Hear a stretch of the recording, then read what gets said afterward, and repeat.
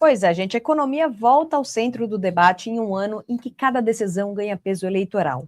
Déficit público, juros altos, inflação e confiança formam um quebra-cabeça que impacta diretamente a vida de quem produz, de quem investe e de quem consome. E para nos ajudar a entender esse momento e os caminhos possíveis à frente, a gente vai conversar agora com Paulo Rabelo de Castro, economista, ex-presidente do Instituto Brasileiro de Geografia e Estatística e do Banco Nacional de Desenvolvimento Econômico e Social. Seja muito bem-vindo, Paulo. Olá, Camila. Imagino que também Germano esteja junto, então uma boa tarde para ambos. O Rabelo, a gente já se falou bastante, principalmente quando você foi candidato a presidente da República, em 2018. É isso mesmo. Na realidade, uma espécie de candidato secreto. Não é? Hoje, o nosso filme brasileiro, O Agente Secreto, está muito em evidência, mas é preciso dizer também que já houve candidato secreto à presidência da República. E eu explico. Daí desistiu e foi vice do Álvaro, que foi o candidato do Podemos, né? E o Álvaro fez até um bom papel naquela oportunidade, mas na reta final ele perdeu um pouco de fôlego. Mas vocês fizeram um trabalho bem feito. Eu prometo que daqui a pouquinho sobre isso, porque senão o Germano já vai queimar aqui parte da entrevista, uma coisa que eu vai perguntar daqui a pouquinho. Então, vamos lá. Mas vamos começar, Paulo, porque o Brasil chega agora nesse ano eleitoral com uma economia que não está em crise aberta, mas também não está decolando, não. Na avaliação do senhor, qual que é hoje o principal freio do crescimento brasileiro? Veja bem, freia o crescimento brasileiro é uma ineficiência crônica de gestão. São pessoas que freiam o crescimento, não são fatos, não são circunstâncias, não são incidentes que ocorrem. O Brasil não vem tropeçando em coisa nenhuma, não existe uma pedra no nosso caminho. Existem maus pedreiros, não é? Pessoas que não sabem construir a nação do jeito que a gente gostaria de ver uma nação construída. E o primeiro pilar, o pilar central de uma nação é o mínimo de ética na condução dos negócios públicos. E aí você vai dizer, poxa, mas isso não é nem, vamos dizer assim, um fator de produção, não é assim trabalho contratado, isso não é máquina, equipamento, não é capital, mas é confiança. Porque o comportamento dos agentes econômicos é pautado pela percepção que eles têm da condução dos negócios, que depende do governo. E o governo, principalmente, não querendo fulanizar, essa administração do presidente Lula tem deixado muito a desejar, especialmente vamos dizer, pela compactuação indireta que fazem com os fatos mais, vamos dizer assim, agressivos contra a confiança dos cidadãos. Cito, para não ir mais longe, o assalto que houve aos aposentados da Previdência Social. A gente não viu um momento de indignação do presidente da República, não viu uma ação mais forte. Ele afastou o ministro da Previdência, o Carlos Lupe, muito a contragosto, pelo que a gente percebeu. E depois, agora, está toreando a CPMI. Então, é apenas um exemplo de uma atitude de complacência com um processo de assalto, repito, a fundos sociais, a fundos que envolvem milhões, o interesse de milhões de pequenos poupadores. No caso, são os aposentados que supostamente já contribuíram e teriam, então, a sua poupança virtual na mão do governo. Não é? Agora, a gente também vê, no caso do Banco Master, também outra forma de assalto, né, e uma compactuação com um tratamento completamente opaco, ou seja, não transparente. E ainda ontem, o presidente da República de modo não autorizado, porque supostamente ninguém pediu a ele, fez uma defesa escancarada das atitudes mais polêmicas do STF, do Supremo Tribunal Federal. Não é? E ninguém tinha pedido para ele. Por que essa vontade de dizer que o Supremo Tribunal Federal é o bastião do Estado Democrático de Direito, quando, na realidade, o bastião do Estado Democrático de Direito são os três poderes reunidos, harmonicamente trabalhando para a manutenção dessa confiança geral. Então, com isso, sem querer me estender mais, Camila, é por isso que o Brasil não está crescendo 4%, 5% ao ano. E não porque a gente tem essa ou aquela, vamos dizer assim, atividade fiscal ou monetária, que, obviamente, acontece também para atrapalhar, como, por exemplo, um baita déficit fiscal, a gastança pública, né, a taxa de juros mais elevada do mundo, mas elas já são, em grande parte, decorrência de uma atitude moral inadequada. Paulo, só uma coisa. Hoje o governo divulgou que a máquina pública federal somou gastos de 72,7 bilhões em 25, graças também a gastos desenfreados aí, né? E aí eu me lembro que na sua campanha, né, de 2018, você saiu do IBGE, era o governo Temer, você saiu para tentar disputar a presidência, e você acabou vice do Álvaro Dias. Álvaro Dias, sim.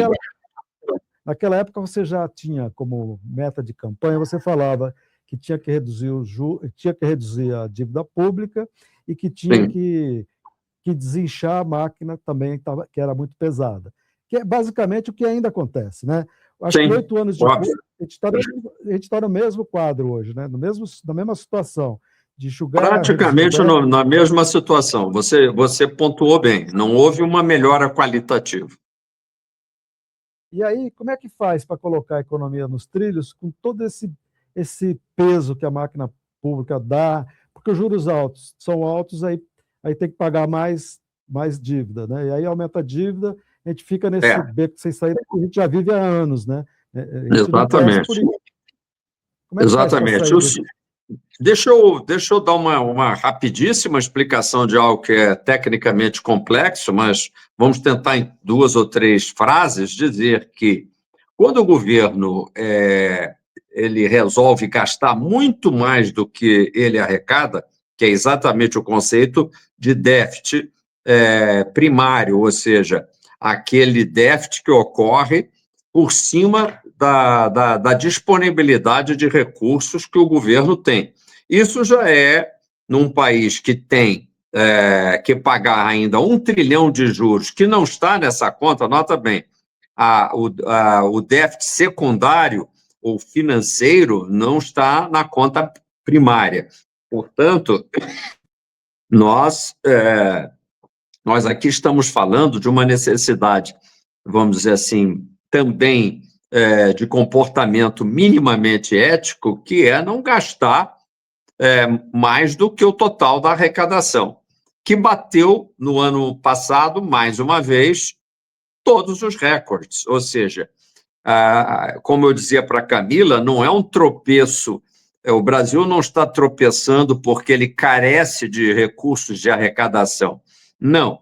O brasileiro, além de politicamente trouxa, ele é fiscalmente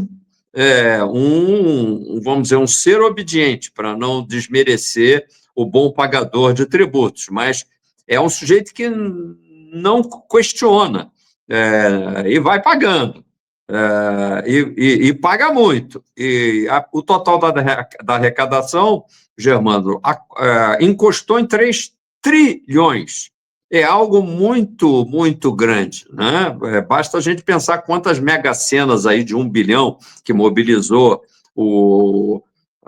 todo o imaginário dos brasileiros, né? Quantas 1000 mega-senas cabem em 3 trilhões de reais? Pois o governo gasta toda essa montanha de mega-senas anualmente e ainda consegue fazer um déficit.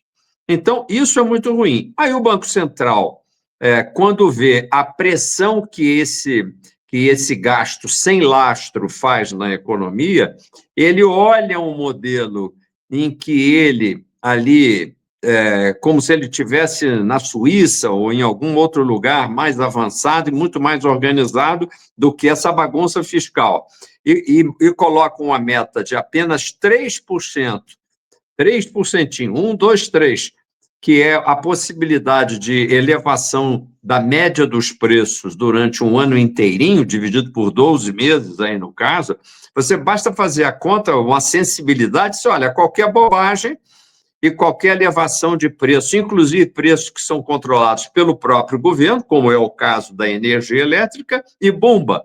No ano passado, a energia elétrica subiu mais de 12%, ou seja, o próprio governo empurra a inflação para ficar acima da meta. Não faz isso por querer, mas ele é grandemente responsável. O Banco Central, não querendo saber quem é que está empurrando a inflação para frente, se são fatores até de demanda ou se são fatores corretivos de preços administrados, ele olha o modelo e o modelo diz, olha, é como se tivesse ali um robô, uma inteligência artificial, elevar a taxa de juros, e aí ele pergunta, elevar a taxa de juros até que nível para que eu possa, em poucos meses, derrubar essa inflação de volta para 3%, que é o centro da meta. Elevar a inflação para 15% ao ano.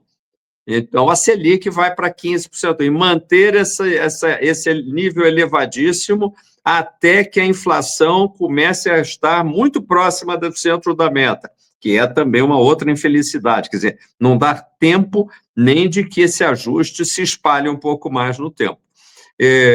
Então, obviamente, nesse momento, você tem uma mistura odiosa de uma escalada tributária forte em cima do empresariado, em cima da classe média, e também o povão paga impostos gravosos, porque ele está lá pagando o ICMS dentro do preço de todos os produtos, o ISS no preço de todos os produtos, e vai pagar os novos tributos resultantes da reforma tributária, todos eles embutidos no preço final de tudo que se compra no supermercado, na loja de materiais de construção, na farmácia, onde quer que você vá.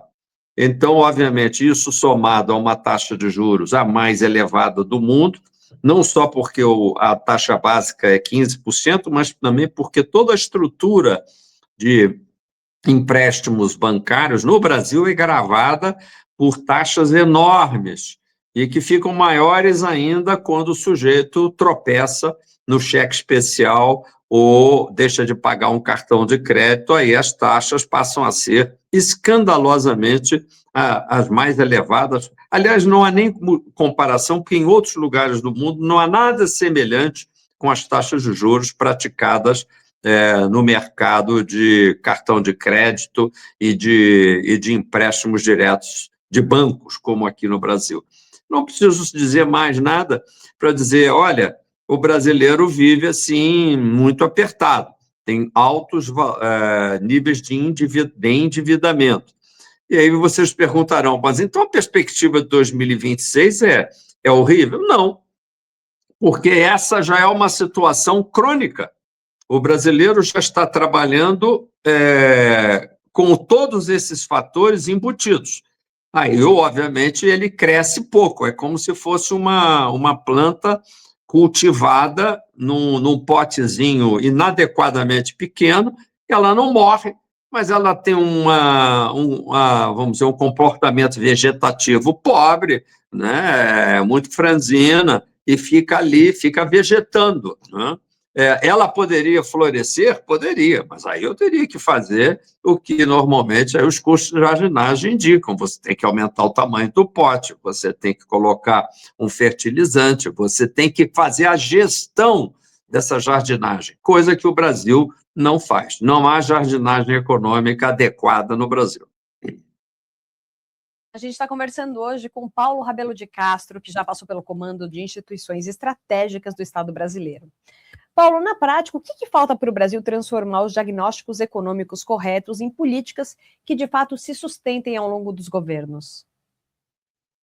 nós precisamos voltar a responsabilizar cada poder por dar uma contribuição efetiva para a gestão pública. Nós, portanto, precisamos, mais do que uma regra de teto de gastos, nós precisamos de uma regra orçamentária que seja cobrada do Congresso Nacional com custos associados ao mau comportamento daqueles rapazes e moças, daqueles meninos eventualmente mal formados que se reúnem lá e que essa semana voltaram ao playground político brasileiro, né, para brincar lá no Congresso Nacional. Esses indivíduos que são inteligentes, que muitos deles são preparados, todos deles espertos,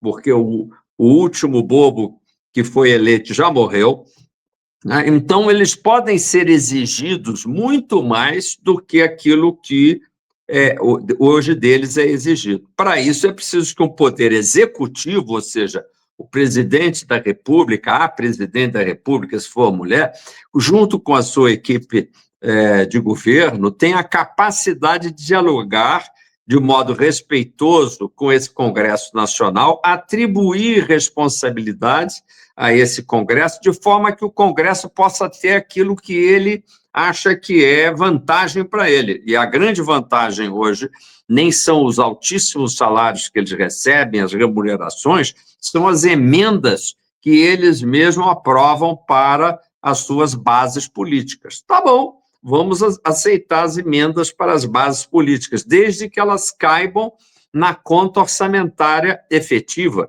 e que sejam analisados prudencialmente pelas comissões, a comissão de orçamento, e que sejam respeitados os prazos para a votação desse orçamento, né? Coisa que normalmente também não é respeitada.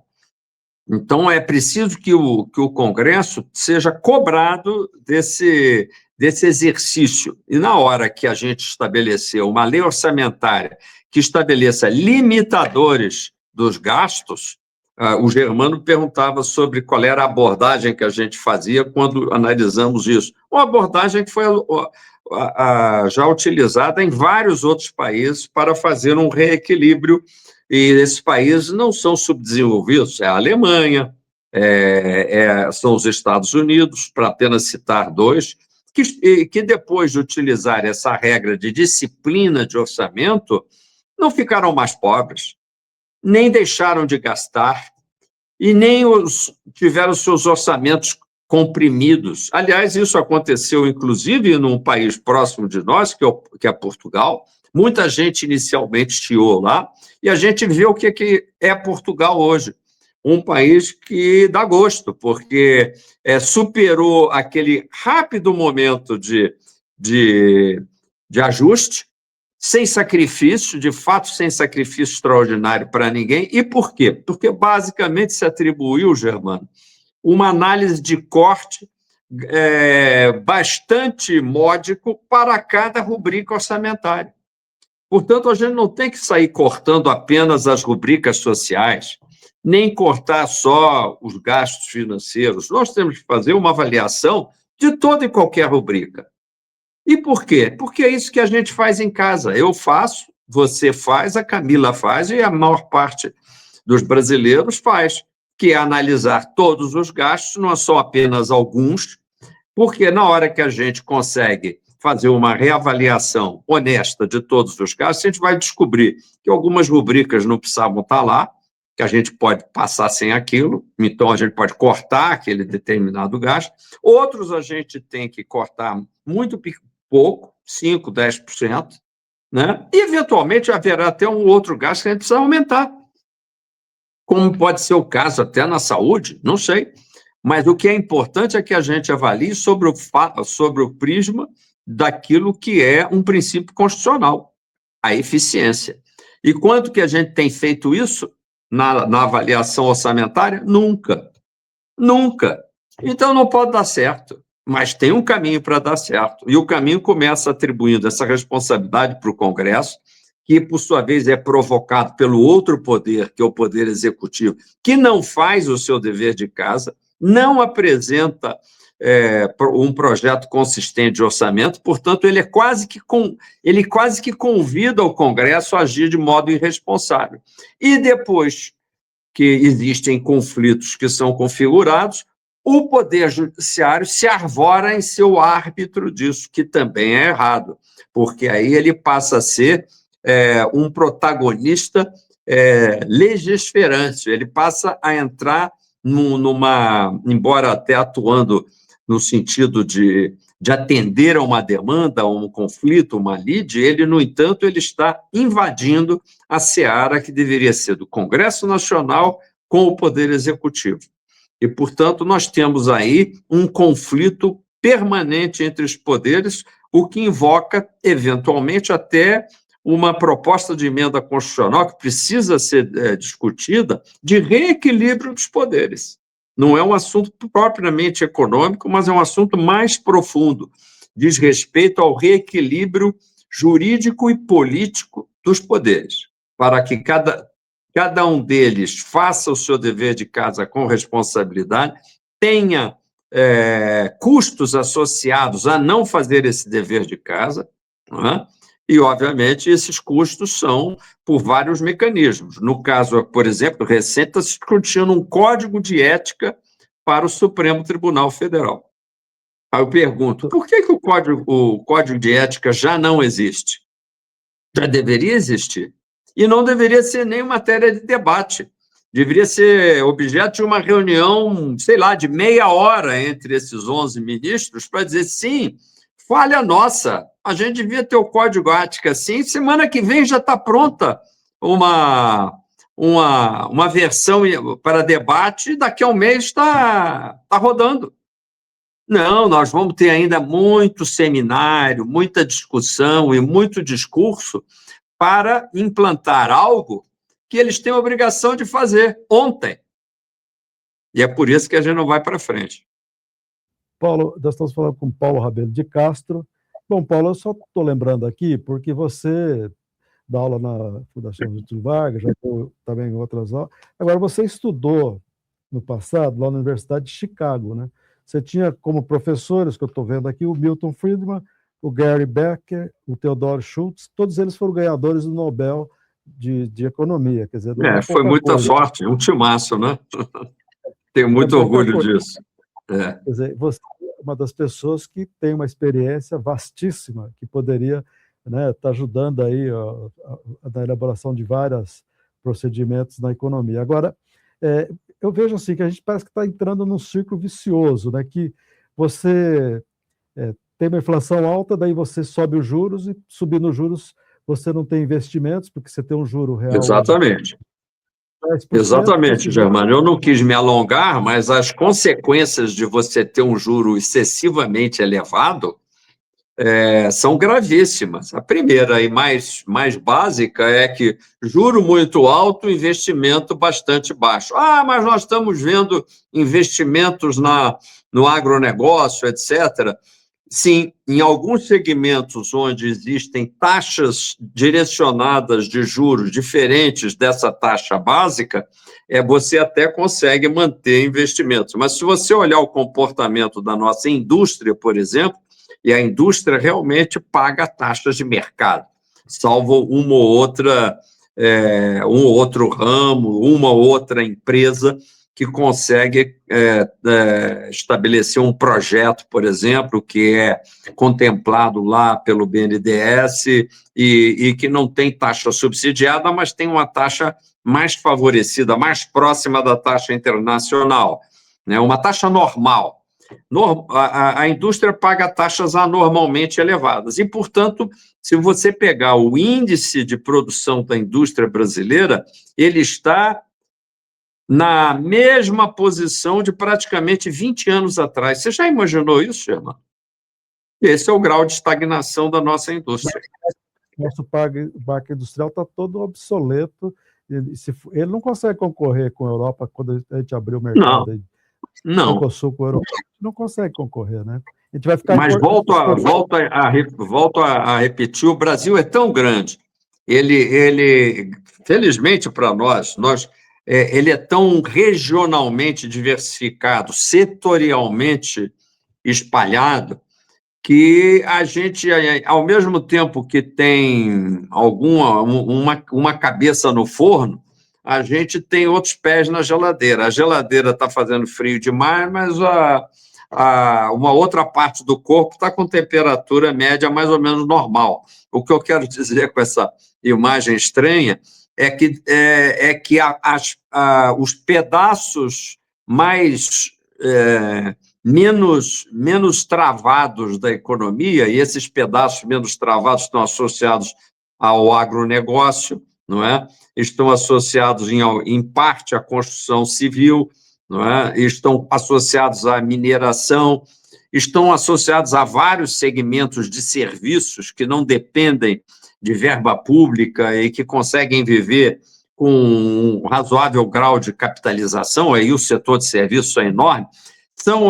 É esse agregado positivo que ajuda a tocar o Brasil para frente e faz uma taxa média de crescimento, às vezes, próxima até de 3%. Esse ano, na faixa de 2,5%. Não é? Não é tudo que está travado, finalmente e felizmente. Com essa estrutura que a gente tem, né, de indústria defasada, a gente só tem o agronegócio como um negócio bom que funciona e a gente não é só eu faria um reparo, não é só o agronegócio, a mineração, de um modo geral, vai razoavelmente bem, por exemplo. A construção civil, por exemplo, ela só não vai melhor porque, na hora de financiar o mutuário, a pessoa vamos dizer, o cidadão ali do povo que ambiciona com razão comprar um imóvel, etc., ele se defronta com prestações que são muito fora da possibilidade dele e pelo motivo único e exclusivo de que a taxa de juros onera essas prestações. E aí, como o financiador também tem uma limitação, ele passa a elevar o pagamento inicial, o valor do pagamento inicial, que ao invés de ser 10%, 20%, passa a ser 30%, 40%. Aí explode a possibilidade de você ter uma construção civil mais parruda no Brasil, mas poderia, não é? Nós também temos um nível de investimento muito baixo, porque aí o governo também ele gasta em termos de consumo. Agora o Congresso acaba de aprovar, se eu não me engano, a Câmara, um aumento brutal de salários. O pessoal vive redistribuindo dinheiro em seus próprios benefícios, dos seus grupos de interesse. Não sobra nada para investimento. Se sobrasse para investimento, a própria decisão do setor público de investir mais puxaria muito mais a atividade do próprio setor privado. O setor de energia, eu quero dizer, ele conta com um incentivo extraordinário hoje de crescimento. O setor de petróleo, dentro do setor de energia, em particular, o que há de errado com o negócio de petróleo? Nada. O negócio de petróleo é o melhor negócio lícito do mundo, né? E a Petrobras até que toca bem mas ela é uma empresa que está no ambiente brasileiro, então ela padece por causa disso. De minha parte, é que tem um problema na ordem do dia que eu queria ver sua opinião. A nomeação do diretor para o Banco Central, economista lá da Unicamp, o Guilherme Mello, está provocando uma grande balbúrdia aí no mercado financeiro, porque estão dizendo que ele foi indicado pelo Lula, que ele é da esquerda, porque ele é comunista, porque não sei o quê, e o mercado financeiro fica aí querendo tumultuar. Agora, inclusive você que foi professor, né, da Fundação Getúlio Vargas, tem uma vasta experiência nesse campo, o que você acha dessa polêmica? Eu acho ridícula. Eu acho ela completamente estúpida. Ela é uma patrulha que está associada hoje estritamente ao ciclo eleitoral brasileiro, que é um ciclo eleitoral de baixaria, por enquanto. Eu espero que ele vire uma discussão um pouco mais programática sobre os rumos do país. No caso desse rapaz, que eu nem conheço, aliás, nem parei para ler, na realidade, não parei para ler por quê? Porque tem muito pouca importância isso. Na realidade, o Banco Central, como, aliás, devem ser as agências federais, todas, agem e decidem de modo colegiado. Muitas vezes se fala do BNDES e se alegou em determinado momento, erroneamente, que o BNDES escorregou em termos da sua maneira de aprovar projetos, etc., o que era uma alegação completamente fake, sem fundamento, mas eu costumava, na época em que essa agressiva acusação rolava, dizer que essa acusação tinha só um defeito, ela não verificava qual era o processo decisório dentro do BNDES. E o processo decisório do BNDES evita, por ser um processo altamente colegiado e em vários patamares e prateleiras, transformando, inclusive, eu até brincava, o presidente, que eu fui quase numa rainha da Inglaterra, porque ele não decide quase que nada, ele, no máximo, pode ter um poder de veto, um poder de vistas, para analisar um pouco melhor determinado assunto. Ele não manda gastar coisa nenhuma, não tem alçada de coisa nenhuma. Portanto, é uma grande conversa fiada que, em organizações bem estruturadas do governo federal, e há várias que são bem estruturadas, o Banco Central é bem estruturado, as decisões ocorrem por maioria colegiada. Você precisaria ter uma conspiração lá dentro do Banco Central enorme para fazer prevalecer um ponto de vista de alguém de esquerda. Qual é a deixa que a gente tem, Germano, a respeito disso? É que as pessoas acham que essas organizações não têm pauta nem agenda, e que essas agendas não são institucionais. Aí, obviamente, o sujeito entra lá, ele supostamente vai fazer a agenda dele.